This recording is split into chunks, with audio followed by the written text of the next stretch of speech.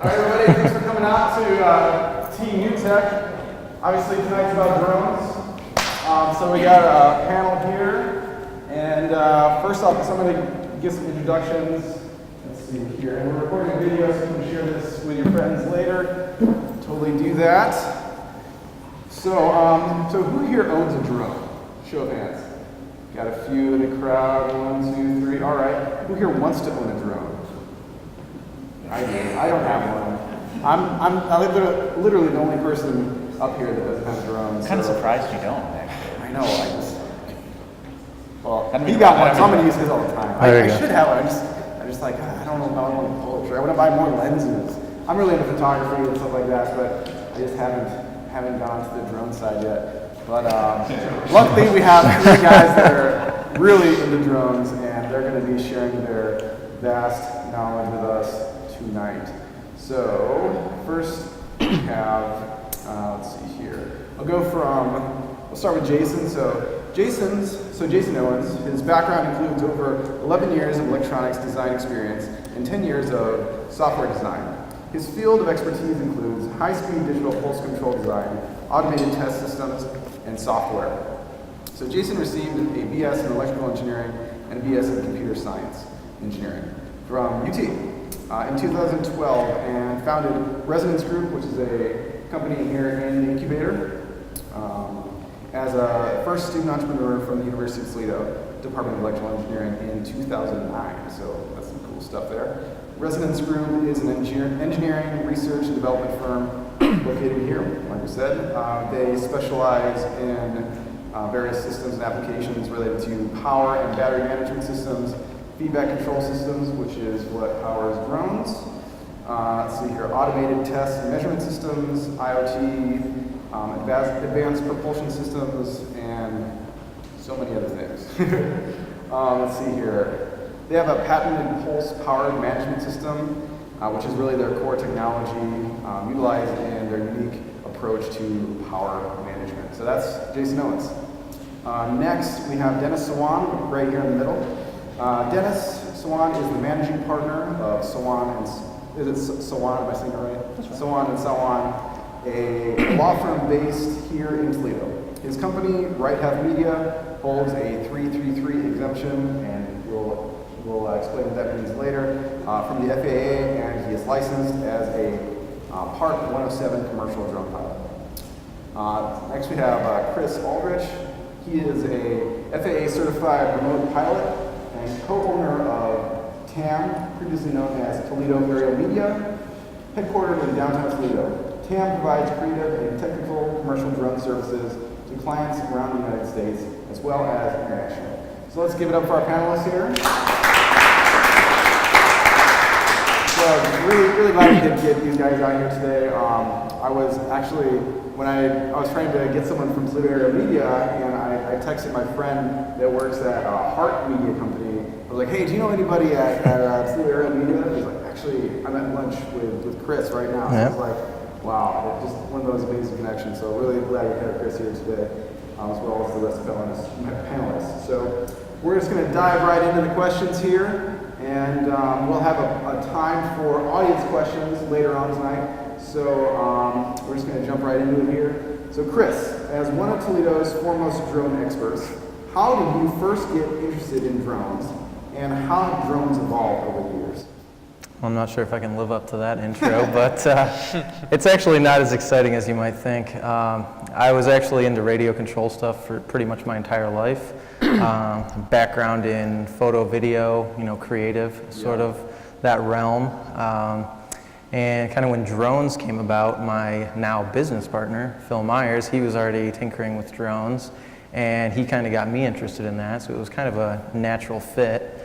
Kind of combined my creative formal education as well, and it kind of just melds all together, and I'm able to utilize all those skill sets, and that kind of is part of what pushes the company forward and helps keep us innovate.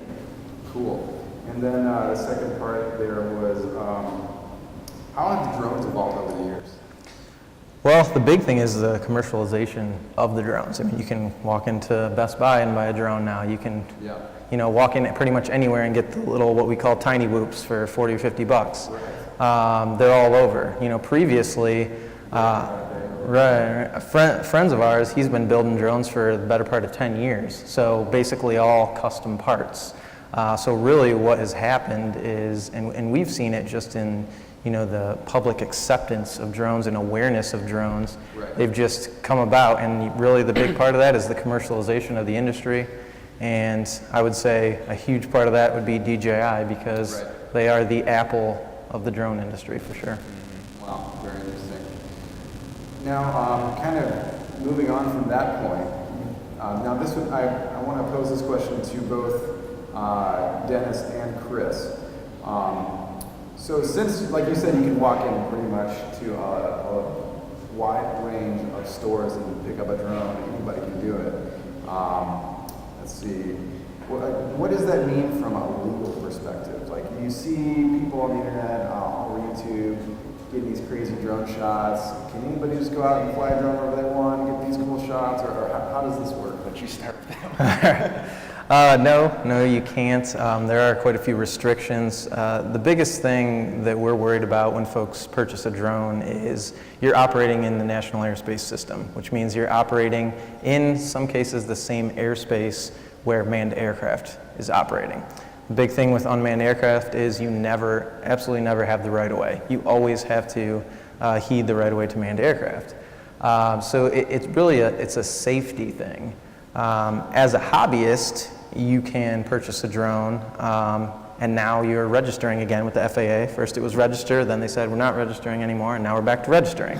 So the legal space, though, it's an ongoing, they're kind of trying to keep up with the industry, because what happened is the FAA was caught off guard by how fast this industry kind of outpaced their ability to keep up with it. So they've been kind of putting on patches and fixes over the last, especially 2 to 3 years, to kind of keep up with that from a legal standpoint. But I'll let Dennis go on with that. Yeah, Dennis, I think you and I have chatted about drones over the years. I've heard the back and forth of the legal side. Maybe you can. So I always found this to be an interesting conundrum that the FAA had. They got inundated with technology and they weren't ready for it at all. This is not the type of technology that you can just stop at the shelf point, right? People are going to buy this stuff, and people have in fact been doing this for a hobby for a whole lot of years. You think about people who fly planes as a hobby, little model planes. There's nothing wrong with that, and there's nothing the FAA can do to prevent that. Contrary to what some people will say, the federal government is a government of limited power. It only has the power that it is given. And one of those powers is to deal with things that are in interstate commerce. And so the FAA at some point decided, here's what we have to do. We've got to determine if somebody's operating a drone for recreational purposes or if they're doing it for commercial purposes. This line gets very blurry very fast, as you can imagine. It's not always as simple as somebody coming to somebody like Chris and saying, I want to hire you to go fly a drone. And the trickiest thing that happened was that as this drone technology was being adopted, the internet and social media was also sort of being adopted at an equally quick pace. So what you can see is people go buy a drone at the Apple store, go fly it around, whether that be for fun or commercial, no, it's not really that clear, and then it ends up on YouTube and people are sharing it and commenting on it, and it's proliferating at this extreme pace. And at some point, it got, I think, a little bit overwhelming for the FAA to make these distinctions. They define a hobby as exclusively for fun or enjoyment. But as we know with things like this, sometimes it can be both for money and for fun and enjoyment. So they struggle a lot with the way they handle this. I think ultimately they have started to strike the right balance. Now what they have is they have a readily accessible testing mechanism where you can just apply as long as I believe you're 16 or older. It's $150. The test is not particularly easy, and it doesn't necessarily have all that much to do with drones sometimes. But it is has a lot of aeronautical knowledge, which is useful to have here to start talking about that. But they're starting to trend in the right direction, I think. But originally their position was, don't fly for commercial purposes, and we'll decide whether it's commercial or not. Now they've sort of just said, we're going to presume that most things are commercial, but here's a pathway for you to do this legally. So it's definitely an ongoing solution that they're creating. So Part 107 is what Dennis was referring to. That gives a path for a commercial pilot or somebody wanting to operate commercially as a remote pilot. That gives them a route. I think it was definitely a solution that they put together. I don't think it's the complete solution at this point. The test is very heavily on general aviation, which I think is important. There's very little about actual drones on the test, which is okay to an extent because you want to operate in the National Airspace System, you need to understand the National Airspace System. That all makes sense. However, there's no practical component. You don't have to prove you know how to competently fly a drone, which to me makes no sense. When you're going to fly a manned aircraft, you prove that you know how to fly a manned aircraft. So right now, you can technically get a 107 and have never operated a drone in your life. So I'm hoping, but again, the remote pilots already outnumber manned aircraft pilots. That happened in fairly short order once they released 107. So again, they're always being inundated. So I think they'll catch up to it. It's just going to take time. One quick example, though, where they've kind of already started to mold and create new solutions is what's called LANCE. That's started to roll out around the country. That's low altitude airspace authorization, essentially. So right now, large expanses of our airspace around the country is basically cut off unless you go through a lengthy authorization process through the FAA, which we've done that at my company, and we've spent the better part of 90 days waiting for approval to fly adjacent to Toledo Express. So this new system that's rolling out around the country this year will make it almost instant authorization as long as you're flying within certain parameters.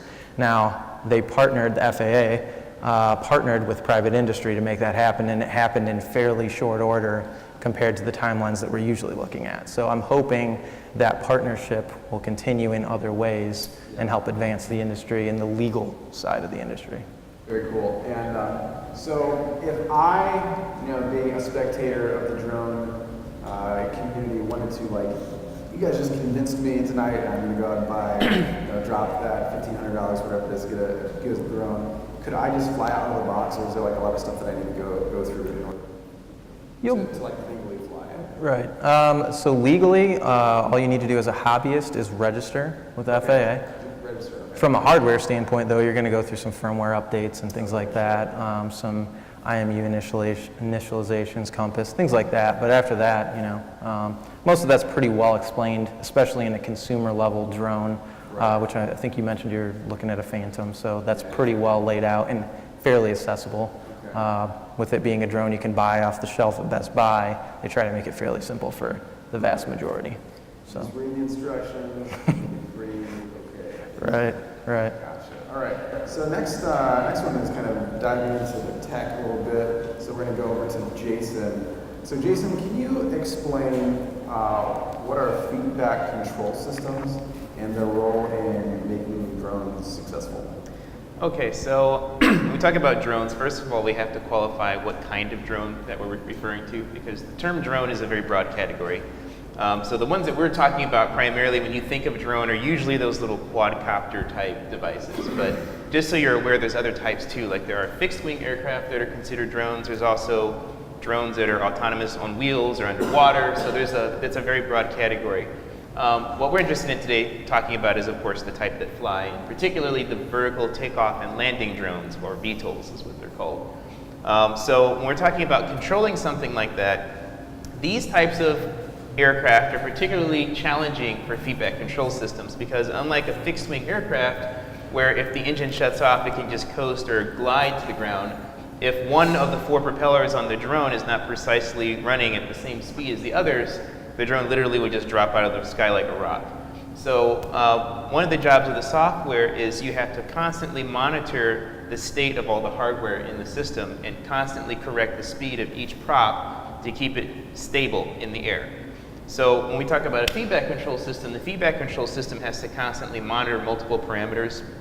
And depending on how fancy your drone is, if you get one of those little, $50 jobbies that you guys sit there with a remote control and you're constantly tweaking a pedal, you're basically the feedback control system and you have to see what's going on to keep everything moving. However, if you get a more advanced system like one of the DJI Phantoms or one of those types of drones where it's pretty much self-leveling, self-everything else, it has sophisticated hardware on there that will use like gyroscopes and accelerometers to monitor the position and altitude of the actual drone body. So when you tell it to go left, it knows exactly how it needs to tweak each propeller so that it can turn left, right, go higher and lower. So the feedback control system, depending on the specific hardware, will be very simple, or it can be very complex, depending on what you're trying to do with the system. Great. This one's for Dennis. So Dennis, tell us what the process looks like for someone who wants to get it. And I think you probably touched on this, but maybe just go over that a little bit. For who wants to get a commercial drone license? Okay, so under Part 107, there are certain rules that everybody has to abide by. Things like you have to stay below 400 feet, you can't fly at night, certain rules that are sort of standardized for everybody. Now, you also can request from the FAA a waiver of any of these individual rules. For example, if you need to do a night shot, you can ask the FAA for it, so long as you can demonstrate that you can do it safely. And so the process depends on sort of where you're trying to deploy these and in what circumstance. Then there's also sort of a blanket exemption, which we call a 333 exemption, which sort of exempts you from a specific type of the law for all purposes for a certain period of time, or for a specific purpose. Let's say you want to monitor wildfires, or you want to help first responders. You can get an authorization from the FAA that will permit you to do that on a more ongoing basis. And so depending on what you're trying to do, there are different mechanisms in the law that will let you do it. Now, obviously, they vary in complexity.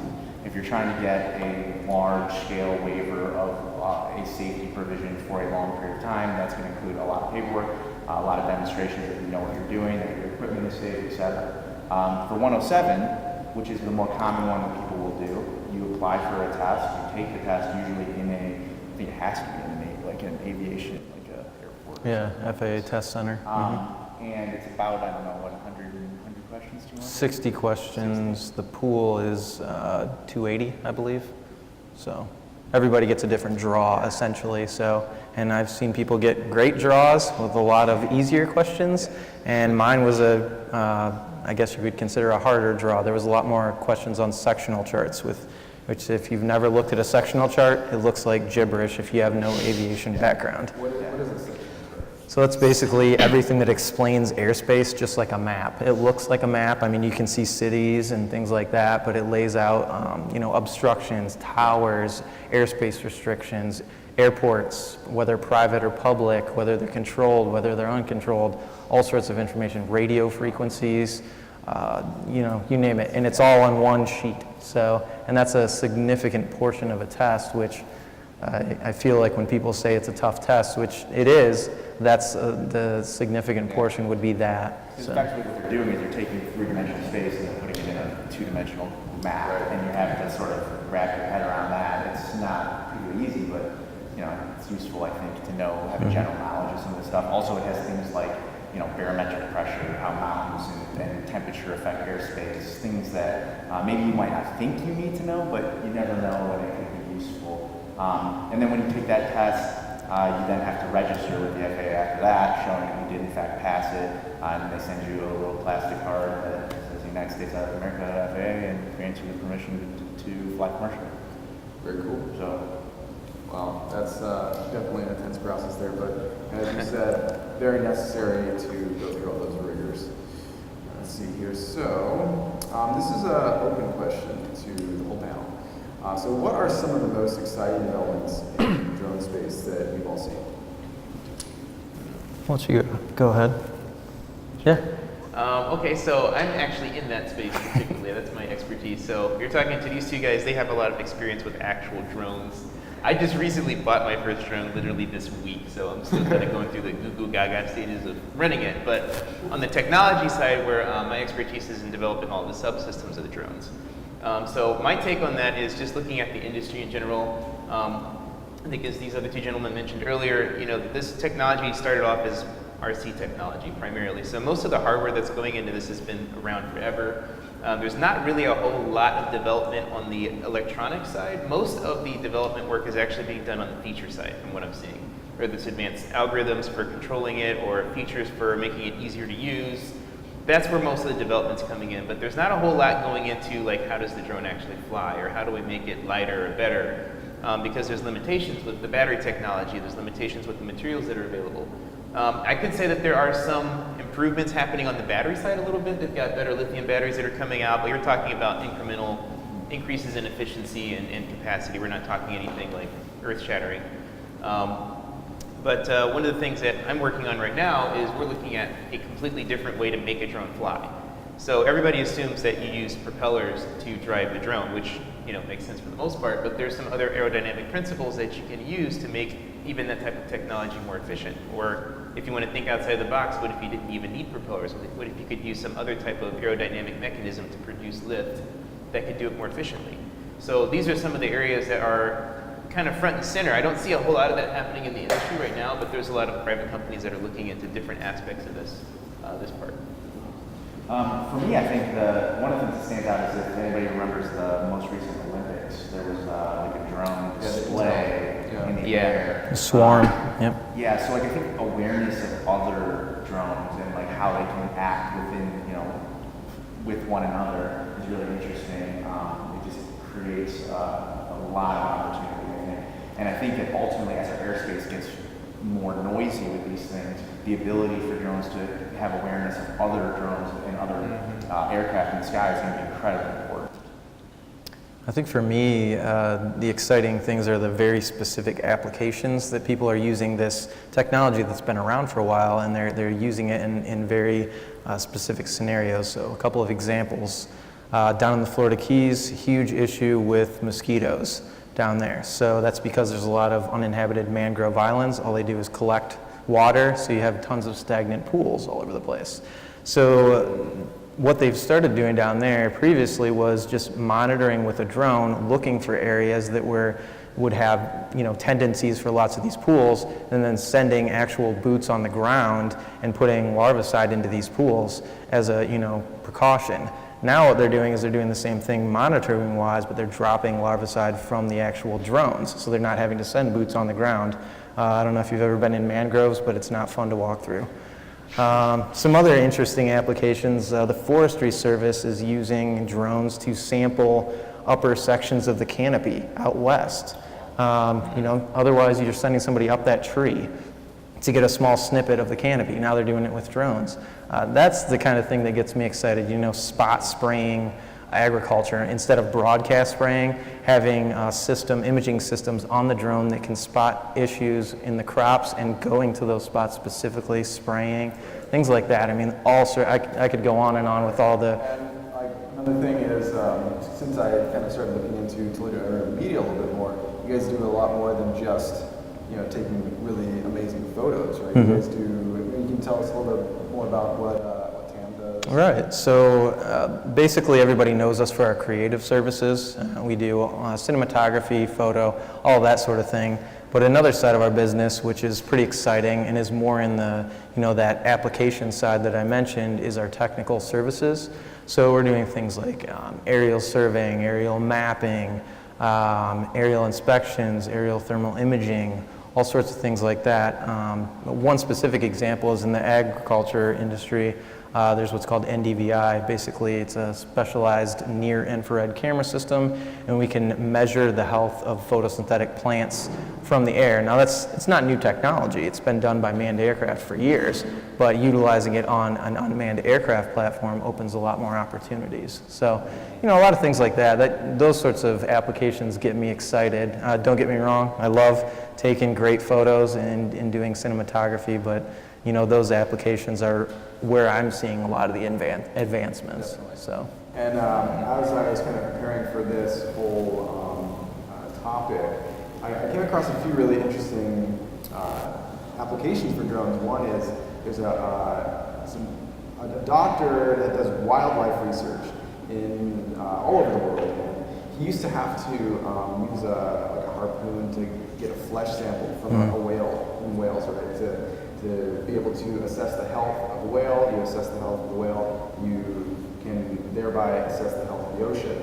So what he does now, though, is he has a drone that he's attached a lot of petri dishes to, and you can fly the drone in as the whale is surfacing and collect the whale snot. Whale snot, Yep. the sneeze or the exhale of the whale, and I mean you're not disturbing the whale. You're actually able to get a lot more samples of a lot more different whales. You don't have to harpoon the whale. Which is, there's been books written about how that's bad, I suppose, but it's really cool stuff.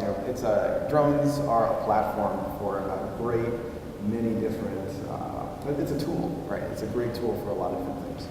So, but moving on here, I think we're going to go back to Jason. I think, Jason, you did touch on this a bit, but as a researcher, you come across lots of different technologies.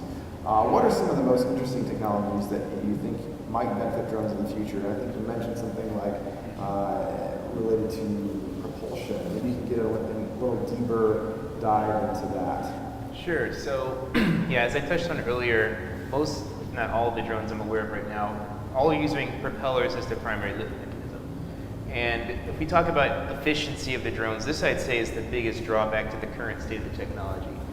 So even with the best drones out there on the market right now, and we're talking electric powered specifically, the most you're going to get out of a battery is maybe like 30 to 50 minutes or so for a single flight, which is great if you only need to do something that takes 30 or 50 minutes to do. But if you want to do anything like long range something, or you want to stay up in the air for extended times for whatever your purposes are, you're basically limited by the battery life of the system. But even if you use the best batteries available, fundamentally there is an aerodynamic limitation just based on the technology of how it flies that will fundamentally limit how long you can stay in the air. Just to give you an example, if you compare the efficiency of a fixed-wing aircraft drone to a quadcopter type drone, a fixed-wing aircraft has, I think it's a lift-to-power ratio of like 30 to 1 or something like that, whereas a VTOL type aircraft has somewhere like 4 to 1. So it's not that aerodynamically speaking it can't be a lot more efficient, it's just the way that they're currently being designed, they're not. So one of the technologies that my company is actually looking into is the idea of using solid-state propulsion systems. And the idea is you're still generating air moving over a wing surface to create lift, but the way that you generate the air is very different than using a propeller. So instead of using a mechanical motor, which has its own losses, powered by a controller, which has its own losses, powered by the battery, which has its own losses, what if you could directly convert the electrical power into moving air? Just by doing that, you can actually eliminate a lot of the losses in the system. And then, of course, if you aerodynamically design your craft that the surface that the air moves over also efficiently produces lift, then you have something there. So with this kind of an idea in mind, it's possible to produce a craft that has an efficiency closer to a fixed-wing aircraft as opposed to the current state of things. So if you're talking about going from a 4 to 1 efficiency to a 30, you're talking about at least a 5 or 6 time increase in flight time. So that's the potential that we're talking about. So that's one area of improvement. The other area, of course, is the batteries themselves. There's all kinds of new battery technologies that are still in the development stage. Like some of you may have heard of a so-called lithium air battery. That's supposed to be one of the highest power densities out there. Unfortunately, they're not stable yet.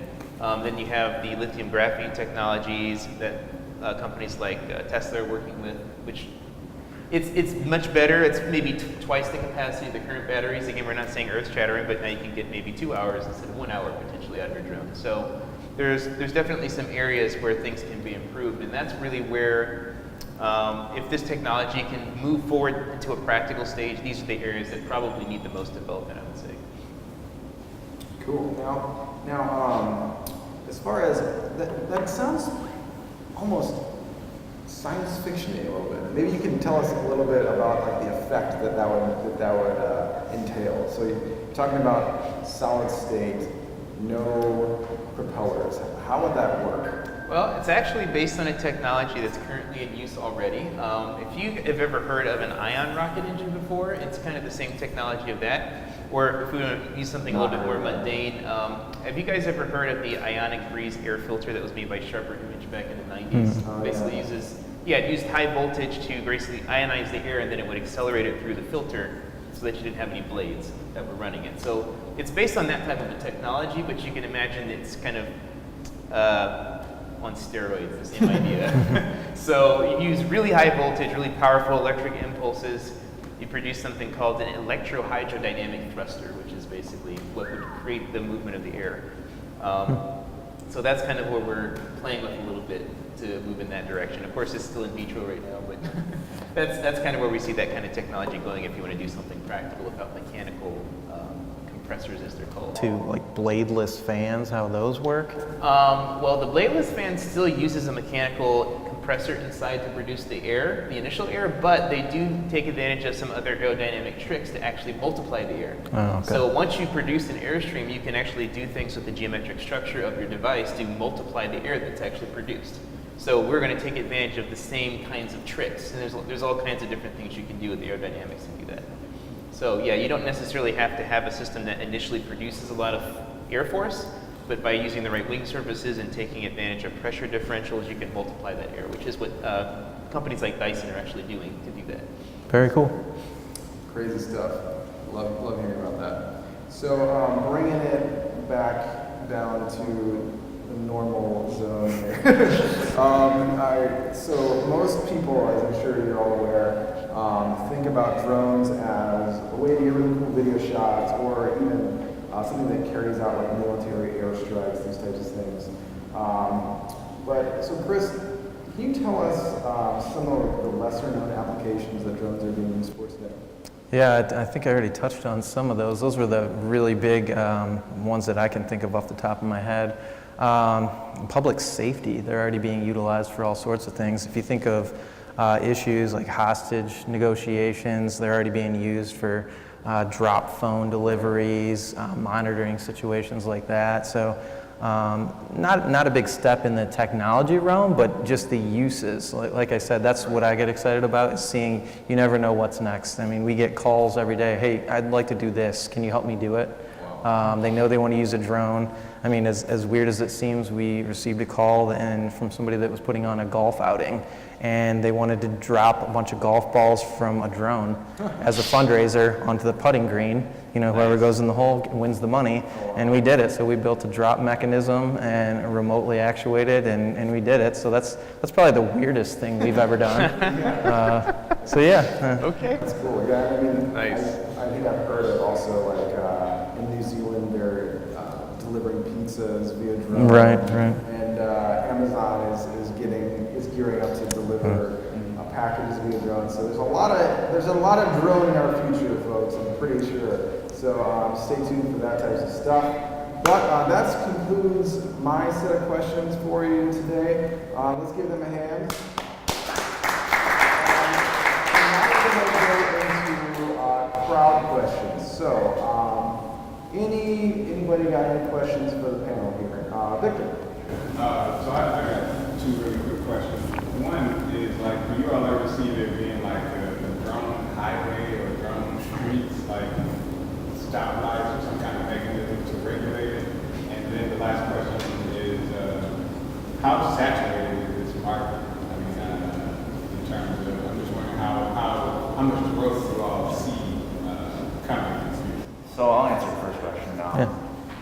That's not that far off from where we are right now. If you go up to Detroit and you go onto the top of the parking garage in Detroit, it will tell you you can't take off there. So if you're around certain stadiums, for example, you're already in a no-fly zone. DJI has sort of made a calculated decision that it makes sense for them to prohibit drones in certain areas so that they don't face political backlash or whatnot. So it's not that far-fetched to assume that the technology itself could be self-limiting enough where it's effectively channeling people into specific areas. And then I think, the next outgrowth of that is, a specific highway for it. It really makes sense when you talk about over interstates, but the problem with it is, of course, you're interacting with cars.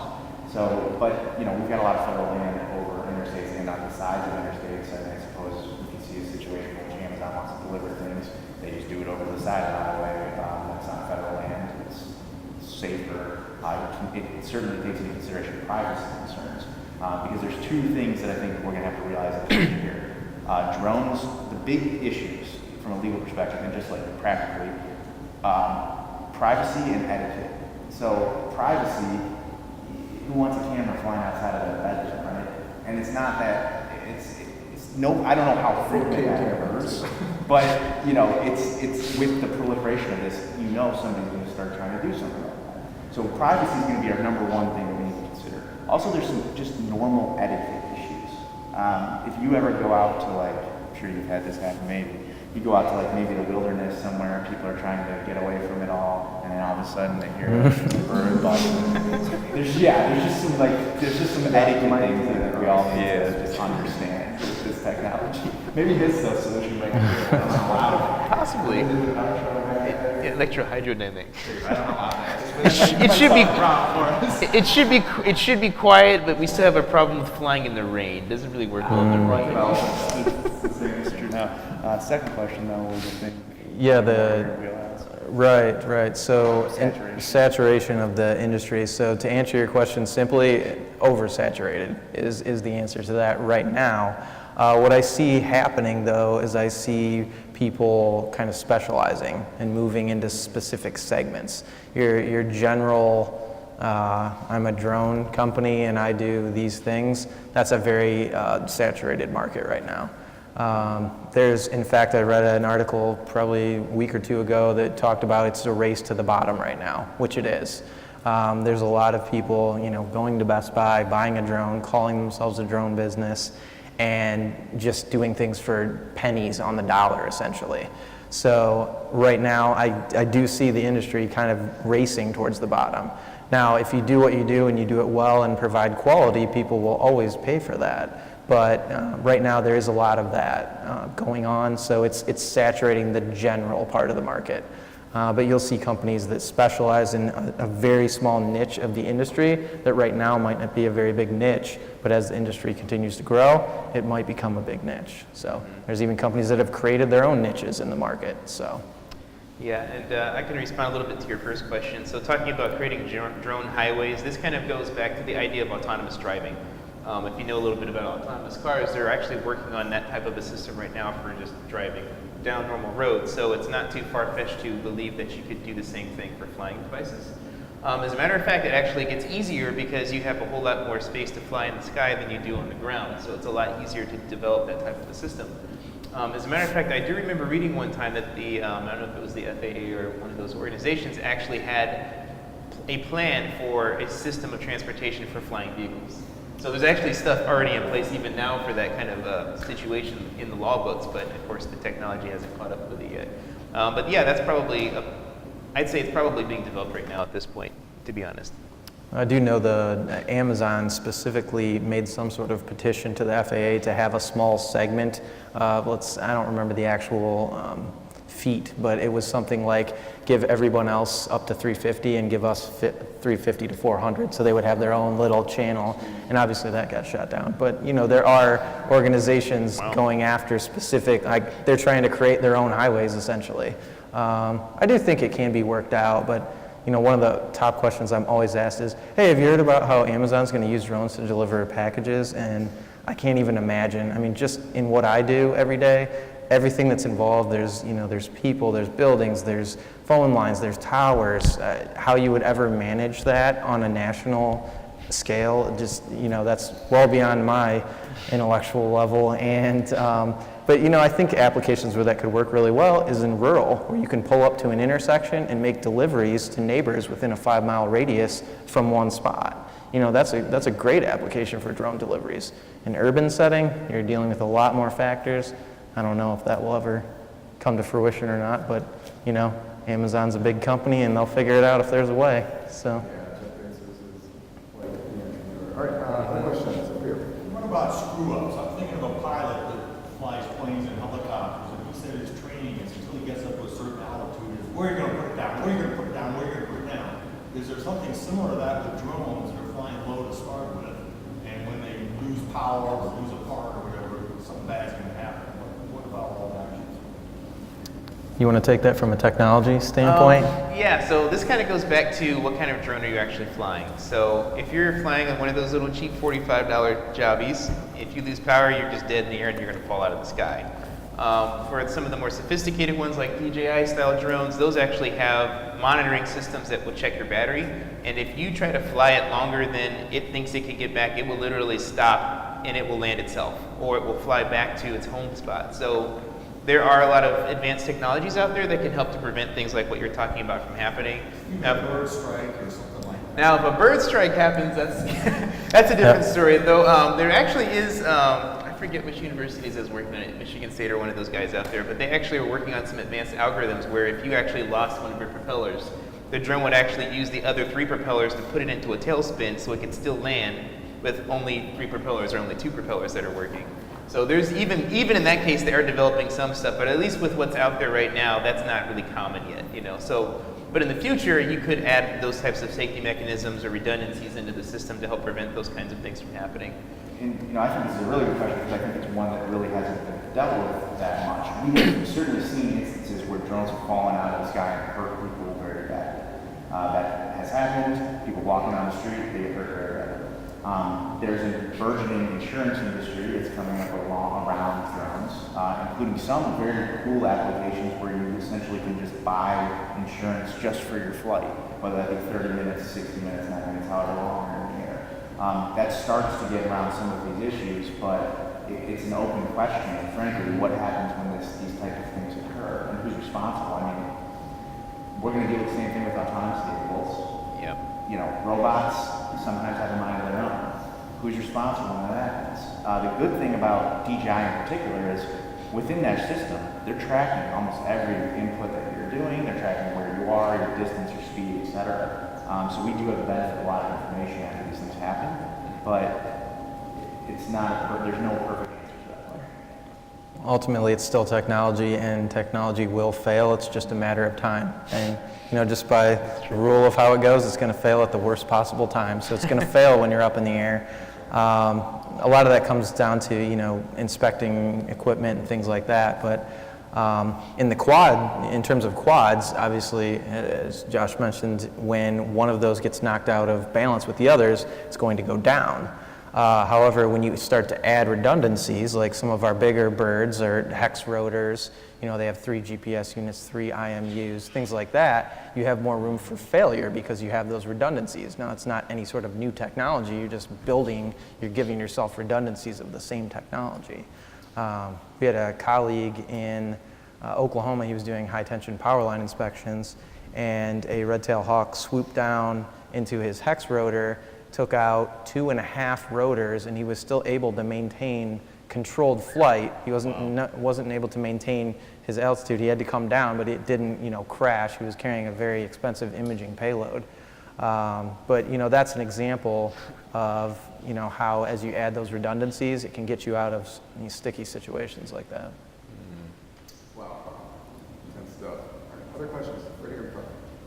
Yes, 2 quick ones. One of them, I don't know if everybody can hear me or not, but one of them, you're seeing a lot of, as mentioned before, you know, opportunities, you know, side gigs, freelance gigs and all of that, where, you know, if you have a drone, you can probably do like a property inspection and get, you know, some type of compensation as an independent contractor. So what license or whatever you need to apply for that?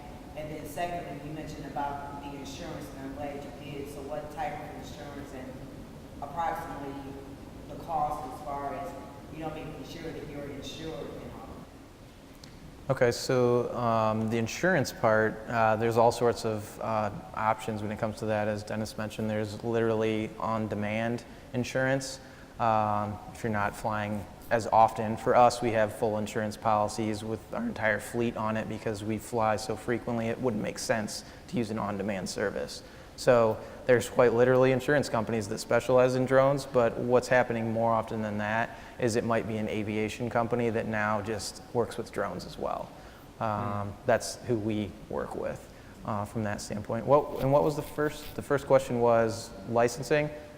So that would be part 107 that we already discussed, because if you're doing a property inspection, as you mentioned, that's certainly a commercial application. So to go back to like the distinction between hobbyists and commercial, if you're making money from it, then that's clear as day. Right? It's just those situations in which maybe you're not directly making money from it, maybe you're getting some sort of incidental benefit from the footage. That's where it gets a little bit murky. Basically what they've said, the FAA has said, is if it's anything beyond your personal enjoyment, and there are a few educational things that fit in there as well, but anything beyond your personal enjoyment, they consider that commercial. Because you might not be getting monetary compensation, but maybe you're getting free tickets for this event that you shoot photos for. That's still compensation, that's still commercializing your service, so. Maybe in the back there. Yep. Question regarding application of drones in atmospheric measurement, atmospheric data measurements. For example, air pollution or tracking air contaminants or even trace contaminant measurements as functioning as the monitoring system. So I don't know if you guys are aware of it or is there any application in it. Again, as compared to we have like air balloons or as compared to rockets that we have like low flying rockets. So anything in that sphere that you guys So I missed the first part of, did you guys get the first part of that Didn't question? quite- I can't really hear what Yeah. you're saying. I'm sorry. Air pollution. Okay. Yeah. What about air pollution? Oh, emissions? the measurements of air pollution contaminant. Oh, okay. I don't know if at all drones are used in this case. They are extensively used. Okay. So are drones being used to measure? Again, are they measured by payloads or? Oh, right, okay. If at all, to begin with, they are used. I can tell you the duty is there are academic use for flying monitors that have been done for particulate through a particular filter and measuring, as well as flying sensors, which are like oxygen sensors. So they've been flying through purpose was to fly through combustion clouds to see if there's toxic movements in combustion clouds. So in terms of a temporary pollution example, I don't know if you remember the lithium fire that we had near downtown a couple of years ago. So TPD, we actually trained and outfitted their drone team. And that day, they actually put up EPA testing equipment on their drone to fly through the plume. That's how they measured the toxicity levels, and that helped them make the determination how much of the surrounding neighborhood to evacuate during the actual fire. So not really a large-scale pollution, but a temporary situation that is being used that way. So. Flares rather than a monitoring system, not like a more established operating detection system, but more accidental flares or Right. Yep. So. Yep. Mm-hmm. Yep. Yeah, and just to comment on that too, part of the reason why it tends to be more incidental is because of the current limitations of the drone technology itself. So it's really hard to have something that's more permanent unless you have some kind of an automated system to constantly recharge the drones or bring new batteries in. So it's again, it's a technology limitation, but I think as things get better, I think we'll start to see more long-term use applications for this type of technology. so. I mean, just to add, it's based on what I understand, more technology limitation and not necessarily the payload limitations. Oh, yeah. I mean, so the law, as I understand it, is that as long as it doesn't exceed a certain weight limit, then you can still operate within a typical commercial license. Now, I think it's The problem right now. It's 0.55 to 55 pounds. 55 if I it will be. remember, yeah. But the bigger problem is you have to stay within visual line of sight right now. So you can file for waivers from those regulations, though. However, visual line of sight, there's very few of those that are granted at this point. Basically, there's like night waivers at one end of the spectrum. Those get granted a lot, and we have night waivers at my company. At the very other end of the spectrum are waivers for flying over people, and I think that's less than 50 total. The very first one was CNN. So. Automatically, we have like a height limitations too. We have like light, vision limitations and all that height limitations. Yep. So you have a ceiling at 400 feet. There are exceptions to that, though. We won't get into all that, but generally 400 feet.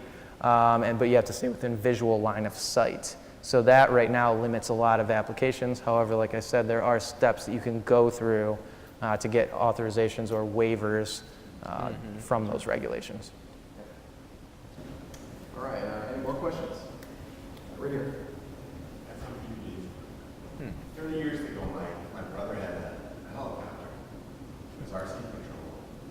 And we get in, we're to fly it upside down, all kinds of things. Why isn't there gas for it? Well, actually there are, but they're just very uncommon. But what, I mean, because we could fly for half an hour. Well, you do bring up a good point. Now, I haven't seen really, actually, I haven't really seen any gas-powered drones that I'm aware of. Most of them But, are helicopters. Yeah, most of them are electric. Now, I have heard that they do have these kind of like fuel cell add-on things that you can attach to a drone, which kind of extends the battery life a little bit. So if you wanted to fly for like, I think up to maybe 4 hours, you could actually attach one of these fuel cell modules onto your drone, and it basically gives your battery an extra boost. But besides that, yeah, I really haven't seen any types of gasoline engines or anything like that on there. The other question I had is, I write software. The code for controlling this, is that open source? Is it something that's hackable? I'd like to get into some cool things. Sure, yes. Actually, there is a ton of resources online for people who are building open source drones. As a matter of fact, I think most of the technology out there is based a lot on open source technologies that were developed, and then companies took that and commercialized it, right? And you have to remember, this came out of the hobbyist movement first and foremost. So a lot of this is, like he said, his friend was building custom drones for a really long period of time. So a lot of this is sort of that. One of my ideas is, like, you know how people, the old airplanes broke even smoke? Yeah. You had a bunch of drones flying by and they're all fit a dot matrix, something out, like puffing out, Yeah. puff of smoke. That'd be cool. That could be really cool. That would be really cool, yeah. Cool things you can do. Aerial drone shows. New market. There you go. That's an idea.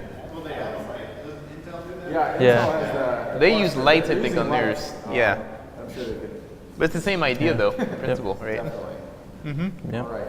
Any more questions? We got time for one more question. Anybody else? One right here.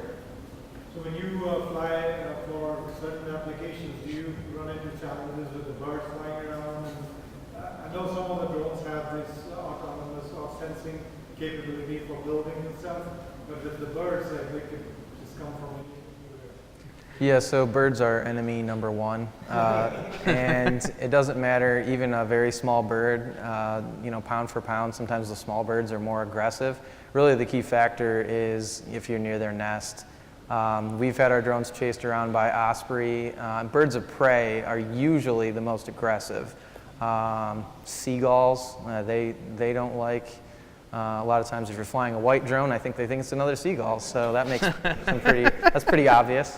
But yeah, the big issue is if you're flying a quad, one of those gets knocked out of balance, your drone's going down. So whenever we get, more aggressive birds, we try to move away from them or, determine where their nest is and stay away from that as we operate. So. Yeah, I think that's probably the number one reason I haven't bought a drone is I'm like, I'm going to crash it or I'm going to fly it around. There's the no-fly zones, and then there's the other no-fly zones. Yep. Definitely. And animals in particular seem to really not like drones. And there's a whole subset of videos on YouTube that illustrate this. They're actually training. There's some people that would not be at this meetup. They're really anti-technology, anti-drones. They train like birds of prey. You can train a hawk, right? Like falconers. Falconer. They train it to attack drones. Yep. Don't take a drone out. They'll just grab the drone out of the sky. I think there's actually been police departments that have done that, and that's one of the challenges with enforcement of a lot of this stuff is that a lot of the enforcement, unfortunately, comes after somebody has done something they shouldn't have done. Right. It's really difficult to get there at the point when they're, especially with some of the smaller, like the Mavic Pro, for example. It's a small fold-out drone. You can deploy that in 5 minutes.